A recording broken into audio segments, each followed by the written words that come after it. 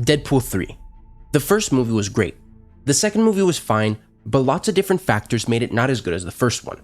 I've heard people say that it was because Ryan Reynolds had more freedom or that the script wasn't as strong, but I wouldn't blame it on one thing in particular.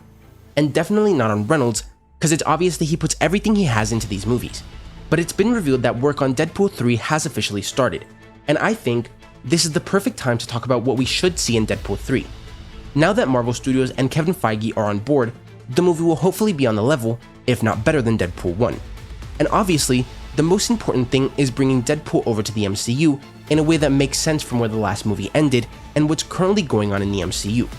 In my opinion, it would have made sense to have Deadpool appear in one of Doctor Strange and the Multiverse of Madness' post-credit scenes to start setting him up in the MCU.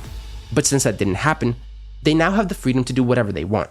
And in all honesty, the opening or ending scenes in Deadpool 3 could still tie back to Doctor Strange 2. It could show Deadpool and friends walking into the Illuminati stronghold and somehow making it to the MCU. But what I think most fans want to see and expect at this point is Deadpool kills the Fox universe. Now, we've seen time and time again that when we expect to see something in the MCU, we usually don't get it, or we get something different than what we were hoping for.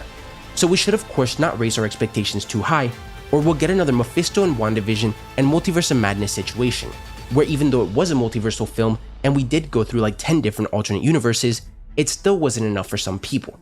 We also know that Marvel are not scared to kill characters off. The Illuminati, a major team in the comics, were introduced and killed about 5 minutes later in Doctor Strange 2. So why wouldn't Marvel kill the Fox universe in Deadpool 3? Especially with how bad some of those movies were in recent years. A lot of people who aren't super diehard MCU fans will still also watch Deadpool 3, and since it's rated R, most of them will be adults, which means that they probably grew up watching the X-Men films. And while they may be disappointed initially to see all their favorite characters killed off, it'll make sense when those characters later reappear in the MCU. And after watching Deadpool 3, they'll easily understand why Hugh Jackman isn't playing Wolverine and why Patrick Stewart isn't playing Professor X. This will also not only help Marvel differentiate their X-Men and Fantastic Four from Fox's versions, but also prevent people from getting confused about why the characters are different, why they've come over to the MCU now, and why they're able to interact with all these MCU characters when they previously weren't able to. So back to Deadpool kills the Fox universe. There's really no reason to do it, but it'd be fun. And it's not like Marvel is ever going to make another Fantastic Four or X-Men film set in that universe with all those characters, so why not? In the comics, Psycho Man breaks Deadpool's psyche, which causes him to hear a new voice in his head. Usually Deadpool only had his own voice, a jokey voice, and a more serious voice. But this new voice was brutal, killed the other two voices, and convinced Deadpool to kill everyone. First was the Fantastic Four, then Spider-Man, the Avengers, and finally the X-Men. And it didn't end till everyone was dead. In the story, Man-Thing realizes that Deadpool is right, and that the Marvel characters won't stop suffering until the person who did this is stopped.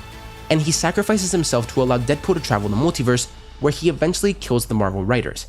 Now, it is rumored and almost guaranteed that we're getting a Man-Thing Halloween special in 2023 following the Werewolf by Night special this year.